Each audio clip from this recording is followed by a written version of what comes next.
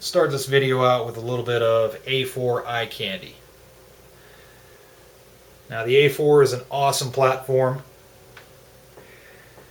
It can do a lot of things, long range, short range. It's built very well, it's robust, it's made to last. But it is expensive. Very, very, very expensive. It took me a long time to afford this. And it's just out of the reach of a lot of people. So if you're looking for a more budget-minded 223 5.56 rifle, of course there is more of a budget style AR-15 like the DPMS. DPMS here with a simple red dot. It's a lot more inexpensive than a full-up AR-15 A4 design. But you're still looking at around $700 or so. And some people just might not have that money. It is what it is. The economy's tough. I worked really hard to get what I have, and I continue to work hard. It is what it is, and you can only afford what you can afford. So if you want something in a 223 or 5.56, but you just don't have the money to invest in an AR design, I submit to you this little guy right here. This is a Saiga 223 rifle, made in Russia. It's a basic rifle, but it's a very robust little rifle. This thing is basically Kalashnikov.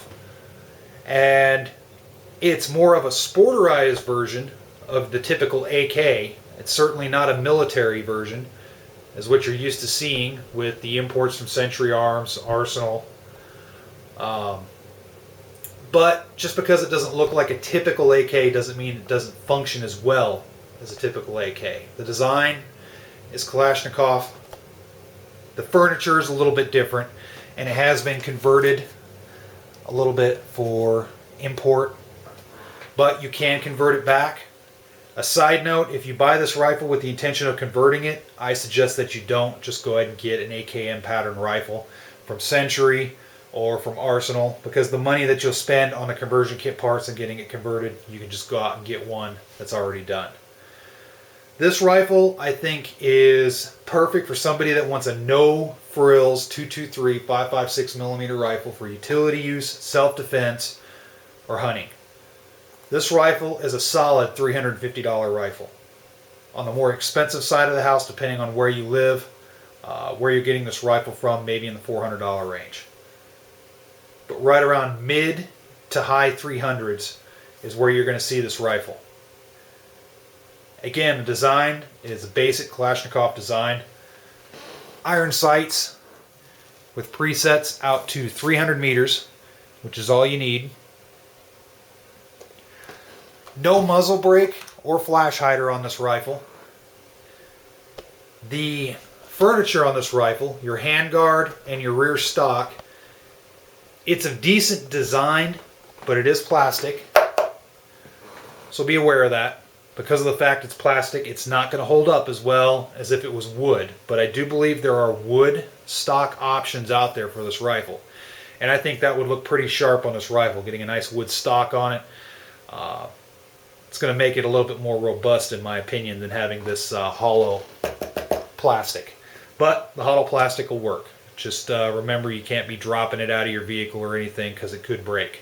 The plastic, that is. You could crack this plastic. Magazine capacity is 10 rounds. You can buy higher capacity magazines, but the standard capacity for this rifle as it's brought into the country is 10 rounds.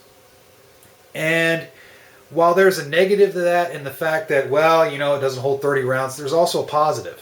And the positive is this rifle is good for places that have hunting restrictions on magazine capacity, more restrictive states. You can still get this rifle. And, you know, having a lower magazine capacity isn't always a bad thing. And 10 rounds of good self-defense load, 223, is still pretty damn potent.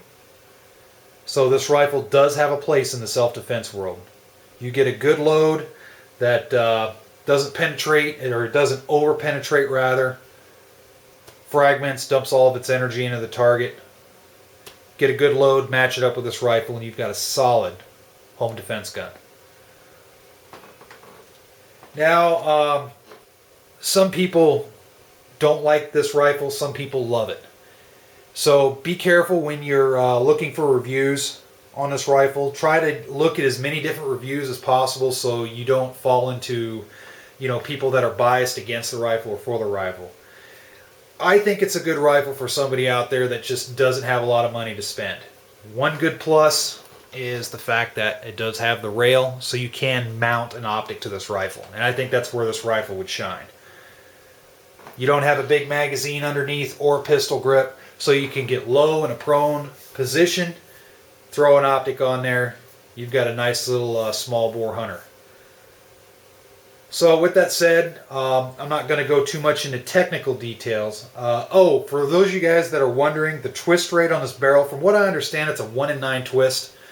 I could be wrong.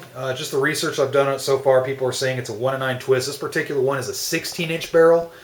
They do have 20-inch barrel versions, and if it's a 1 in 9 twist, I think that's great because everybody knows the 1 in 9 twist gives you a good range of different weights for the 223 round. So that's not bad at all. But if you have one of these rifles, feel free to leave a comment, good or bad. Post up a video response. And there's nothing wrong with owning one of these rifles. They also come in different calibers, .308, .762, and I believe .545. I'll have to look again. Correct me if I'm wrong. I don't know if they have a .545 version of the Saiga rifle. But I do know they got the 7.62x39. They got the .308 along with the 223. Then, of course, you've got the Saiga shotguns out there. So, again, post up a video response if you got a video on one of these. Post up comments, good or bad. And thanks a lot for watching, as always.